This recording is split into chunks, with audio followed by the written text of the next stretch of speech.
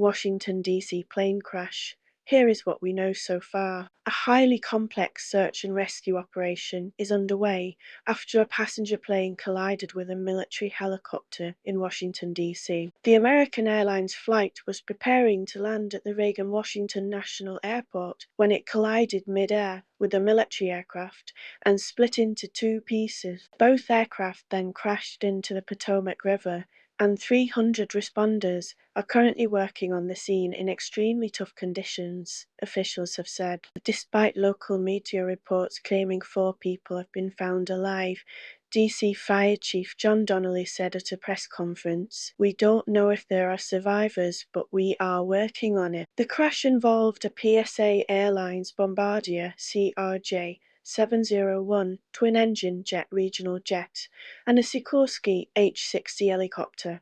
The Federal Aviation Administration has confirmed the jet was American Eagle Flight 5342, operated by PSA, and was traveling from Wichita in Kansas to Reagan-Washington National Airport. American Eagle is a regional brand for American Airlines. The other aircraft was a U.S. Army helicopter, a UH-60 Black Hawk based at Fort Belvoir in Virginia, which was on a training flight. A few minutes before it was scheduled to land, the American Eagle flight was given permission to approach runway 33.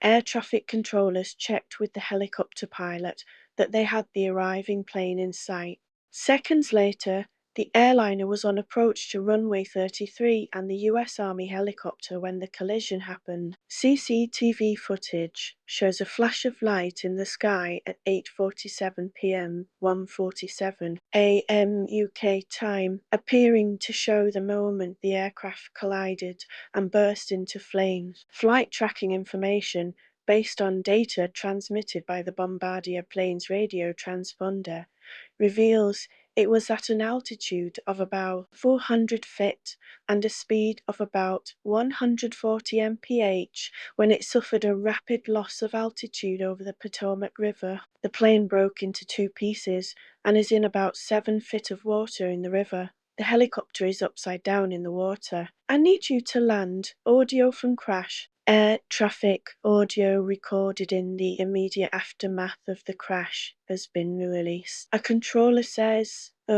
"I just saw a fireball and then it was just gone.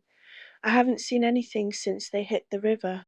But it was a CRJ, the type of plane that crashed, and a helicopter that hit, I would say, a half-mile off the approach. Within minutes, the controllers began redirecting other planes in the region. There were 60 passengers and 4 crew members on board the jetliner and 3 soldiers on the military aircraft. US figure skating, the national governing body for the sport in the US, said in a statement that several members of its skating community were on the passenger plane. "My daughter's friend was on this flight," it said. The athletes and coaches were returning home from the National Development Camp in Kansas. "We are devastated by this unspeakable tragedy and hold the victims' families closely in our hearts," the statement said. Championship figure skaters Evgenia Shishkova and Vadim Naumov have been named by Russian news agency TASS as 2 people who were on the plane. The married couple from Russia won the World Championship in pairs figure skating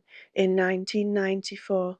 The number of bodies recovered from the crash site is approaching 20, sources have told Sky News' US partner site NBC News. Earlier, CBS News said at least 18 bodies had been pulled from the Potomac River. Citing a police official, it said no survivors had been found yet. Earlier, local media reports claimed 4 people had been found alive.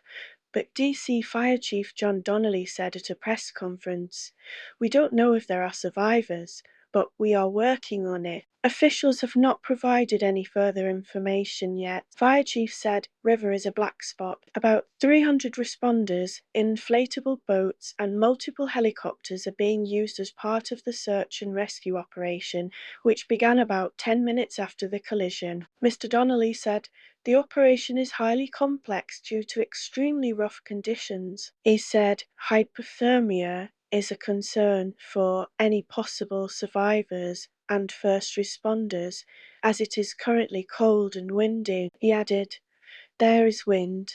There are pieces of ice in the water. And because there is not a lot of light, you are out there searching every square inch of space. These are very tough conditions to dive in. Asked if there were any survivors, the fire chief said he didn't know. We are still out there working and we're going to continue that throughout the night, he added. The Federal Aviation Administration announced the Ronald Reagan Washington National Airport would be closed until at least 4 p.m. UK time. On his social media platform, Mr. Trump wrote the plane was on a perfect and routine line of approach to the airport, while the helicopter was going straight at the airplane for an extended period of time. It is a clear night. The lights on the plane were blazing. Why didn't the helicopter go up or down or turn? He added. Why didn't the control tower tell the helicopter what to do instead of asking if they saw the plane? He appeared to be referencing reports that said less than 30 seconds before the collision, air traffic controllers asked the helicopter operators if they could see the plane. This is a bad situation that looks like it should have been prevented, Mr. Trump concluded. Many dead after Washington crash, Kansas Senator said. Senator Roger Marshall of Kansas, where the flight originated, told a news conference this morning, "It's really hard when you lose probably over 60 Kansans simultaneously. When one person dies, it's a tragedy. But when many people die, it's an unbearable sorrow. It's a heartbreak beyond measure." Pete Hegseth, who was sworn in as Defense Secretary only days ago, said the US Army and the Defense Department had begun an investigation into the crash immediately. Absolutely tragic. Search and rescue efforts still ongoing. Prayers for all impacted souls and their families, he posted on X.